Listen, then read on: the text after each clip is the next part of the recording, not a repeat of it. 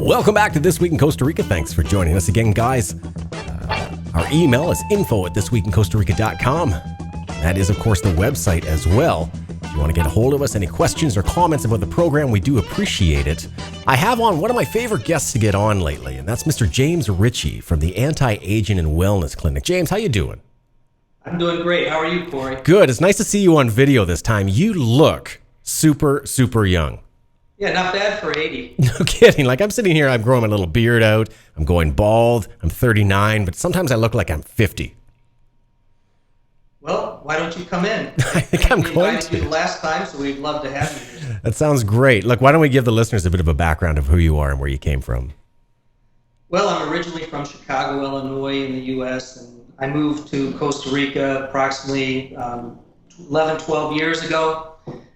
Started a software business here to support some telecom businesses that I had in the United States with wireless cellular engineering.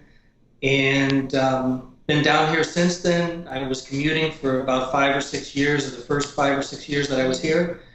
And now I've got a 5-year-old daughter and love being here. Well, congratulations. Are you living in the San Jose area then, around the clinic? Yes, I live in the San Jose area. Okay, fantastic. Sounds like you got a pretty good life going on there.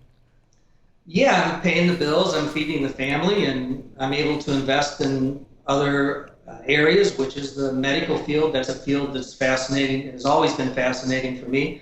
And I think there's a lot of things that we can do that, well, obviously, you know, as technology advances in medicine, we seem to be getting sicker, even though we're living longer. And I don't want to be 70 years of age in a state where I can't enjoy my life. So one of the things I'm working on is trying to utilize Costa Rica as a way to help people get healthier. You know, it's an interesting point because I was just recently, I got Dish Network here. So I'm watching American television. And it's been some time since I sat down in front of the boob tube to see what's going on up in the U.S. And obviously following all of the healthcare conundrum and everything that's going on in that regard, I also noticed that basically, you know, the commercials are going back and forth between food commercials and drug commercials, you know, and then of course, everything on the news is about healthcare.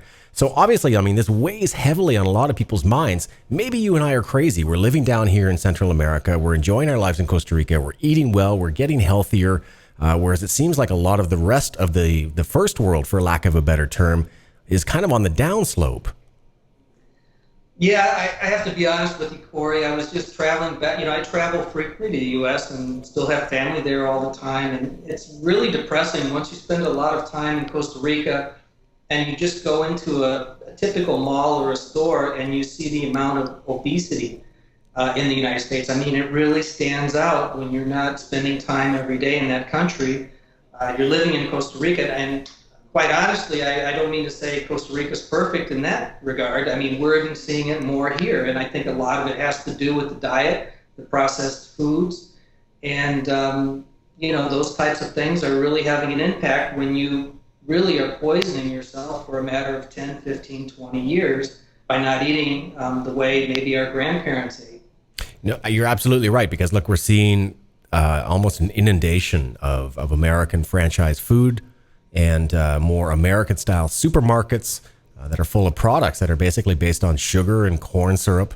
And more Costa Ricans, you know, are going in that direction with their diet. So I can imagine that really leads into what you guys are doing there at the wellness clinic, not only for a North American clientele, but also a Costa Rican clientele. Yeah, we're, you know, bioidentical hormone replacement therapy, which is really our specialty, our bread and butter at the clinic. That's what our expertise is. We're, you know, bar none, we're the experts in Costa Rica in that area. And in fact, Central America and perhaps even Latin America, because generally speaking, Latin America has been a little bit slow to head in that direction. Whereas the U.S., there's a lot of businesses, doctors, clinics, large organizations that are established in the United States. The biggest problem there, and Canada, but the biggest problem is that it's prohibited for a large percentage of the population because of the high prices.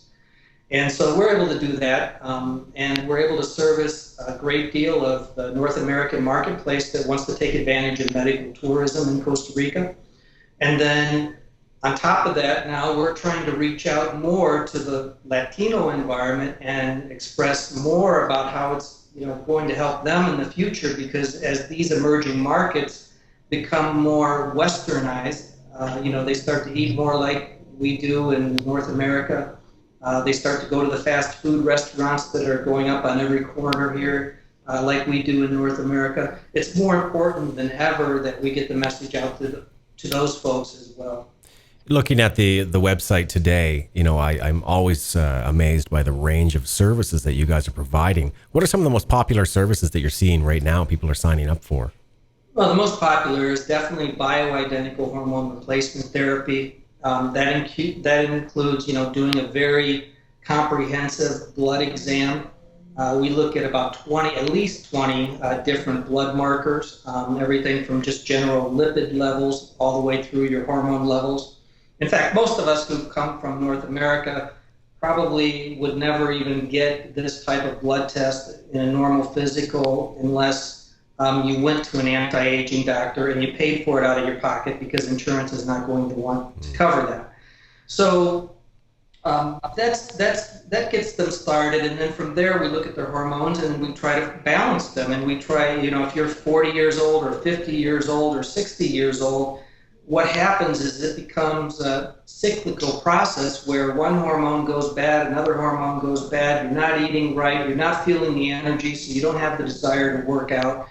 And eventually it's just a process that keeps building upon itself, it snowballs, and then you start to be at risk for cardiovascular disease, type 2 diabetes, even Alzheimer's disease in some cases. There's some theories that actually all of these could be related to just the lifestyle that we have, the environment that we have that's full of toxins. Nobody knows for sure, but we definitely know that the trend lines are not going in the right direction, and people are not as healthy as they used to be.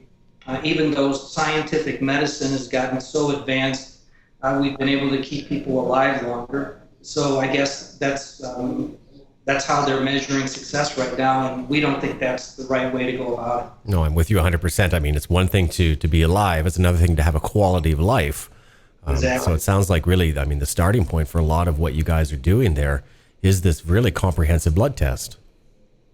Yeah, I mean, it's not that expensive. We charge in Costa Rica $550, but one of the interesting things about the blood test is we have relationships with U.S. doctors as well, and we can get Quest Diagnostics, if you're familiar with that company, or LabCorp to run tests for individuals in the United States where they can potentially use their insurance company at least to get the blood test. If they get the blood test in Costa Rica, it's going to be $550, but it's going to be well invested, in my opinion, because we're going to be able to identify so much about what's going on inside of you that you're going to be amazed. I mean, many people come in here, they're just overweight, they might be 40, 45. In fact, we just had a ex-professional boxer in here a few weeks ago, and he's pre-type 2 diabetic, and he did a testimonial for us because he was so happy that he did come down and he did get that test because he wasn't getting that type of service back in the United States. You think as well, I mean, somebody coming out of pro athletics, that they've grown up their whole lives surrounded by, great doctors and great physicians and people who are monitoring these sort of things. And we rarely think about, what happens to these guys physically after they get out of the sport, after they're no longer doing it professionally. And I noticed that on your site as well, that you do mention that you really specialize in this and that you help a lot of folks who are getting out of those professional athletic situations and then looking at what is the long-term way of taking care of my body and improving my health and well-being. Well, exactly. I think we talked about this the last time we were on the show. These folks, once we reach age 30, that's kind of like a big, we used to call it, once you were age 30, you were over the hill. Well, there's some degree of truth to that. I mean, through cosmetics and cosmetic surgery and lotions and skin lotions and sun protection and those sorts of things, we're able to actually fake it on the outside past 30 more than what people think. But what's happening inside, especially with our foods on processed, our processed foods that we're eating, the type of diet we're eating, which is much different than our grandfathers, is causing a problem. And normally these problems don't show up for 10 to 15 years or even longer. So in many cases, you may still look good at 35 and you may still feel good at 35, but you're starting to degrade. And we're not suggesting that anybody go on bioidentical hormone replacement therapy when they're 30 years old or 35 years old. What we really encourage them to do is, as part of their yearly physicals, or however frequently they get their physicals, to start doing more sophisticated blood tests, because some of these people, due to their diets, due to the toxins that are in the environment, they're going to see their hormones start to get depleted much more rapidly than others. And typically, the conventional general practice physician is going to say, oh, you fall in the normal averages. Well, I don't know about you, but when I was in school, if I brought my report card home and I was average, Yeah. my parents weren't so thrilled about that. Sure. They were saying, you've got to do better because you want to be a success in your life. And the same is true if you're aging. You don't want to be average. You want to be at the top of the percentiles as far as where your blood markers are and where your health is. I would say good preventative medicine is really having a good benchmark in terms of what it is you want to achieve, but also good accurate testing and good data and good metrics at the outset. As I am now 39, I'm thinking a lot about, my health and well-being going into the next 20, 25 years and beyond. And, the first thing that I want to do is I want to go in and not only just see a doctor who says, okay, your blood pressure looks pretty good. You might want to eat a little less cholesterol and start thinking about cutting the salt. And that's normally just what I get out of that physical that takes maybe 2 hours. So I think having better metrics and better data in front of me is paramount of importance. Yeah, exactly. And even sometimes they say eat less salt. Well, that just shows you right there. If the doctor says eat less salt, he's just being very simplistic about it. There's actually a variety of salts. There's sea salts, there's Himalayan salts, and then there's just the generic over-the-counter, salt that I've read in some places is 30% sand, 30% glass, and 30% salt. So depending on, I can't say I'm a chemist or a biochemist, and I've looked at it at the biochemical level, but I think if anybody just Googles, regular table salt and reads about it, I think you would be amazed at what you'll find out. Well, I could go off on a tangent here, James, because I buy the Himalayan salt. It's available right here at the local Feria, and I have to say, I used to every morning eat a lot of fruit and have a coffee, but I would be getting kind of these headaches. And I was talking to a friend of mine from India, and she said, "You're not getting enough salt, and if you are getting salt, you're getting the wrong kind." So I'm like, okay, whatever. So I went and I bought this hippie salt, and I started putting it on my little boiled eggs in the morning. And immediately the headaches were gone. I was feeling better. I was digesting food better. So these little micro adjustments in our diet really, really make a big difference. Yes, and empowering yourself with knowledge and understanding, that salt by in and of itself is not bad. We need salt. We need a variety of minerals, and, salt is one of them. So, again, I just mentioned that because general practitioners just are being, I think, a little bit lazy in some respects. I don't want to knock the medical establishment because they are there to keep us alive. I just want to, try to bring people up to speed with a little bit of the information that's out there so that they can make their own intelligent decisions. Completely fair position. I was at a doctor about 2 weeks ago, and, I went in for a checkup. There was nothing really wrong with me, but I felt, okay, shouldn't I be getting, X, Y, and Z tests and exams at this age? And the doctor and two doctors actually both said to me, well, honestly, if you're not really feeling any symptoms and you're leading a healthy lifestyle, you really don't need to worry about a lot of these things. And for me, it's a bit concerning. I thought, when you're approaching 40, you've got the laundry list of things that you should be probed and poked and tested for. And I thought I might as well just go get them out of the way. Similar to going to see a dentist, every 3 or 4 months, get a checkup, get a cleaning, make sure everything's going on okay. And I was a little bit discouraged to find that the doctor said, if you don't feel anything, you're probably okay. Yeah. That's like saying if your car starts but your oil pressure is low, everything is okay. Right. So in some respects, oil pressure I use as one example, but by doing, and like we mentioned, the first step is the blood test, because you would be surprised with 20 or 25 different markers that we look at just through the general blood test that will tell you a lot about person's physical condition inside, or at least tell you, hey, you should look further, or you should just say, hey, look, these guys are in pretty good shape, and come back next year and we'll check it again. So we use blood testing as like the gauges or indicators in your vehicle, where if something's not right, it's going to be in the red zone, and from that period it tells us, hey, we need to dig a little bit deeper and try to resolve that situation. Fantastic. We're going to take advantage, I think, of the opportunity of having you on video today. Those that are listening to the radio broadcast or in the podcast form, I would encourage you to go to thisweekincostarica.com/video. And you can see this interview taking place, because it's always great to see the face of the guy who I'm talking to and the location where he's coming from. And if you don't mind, I'd like to take a look at some of the products and maybe demonstrate what you guys are doing down there.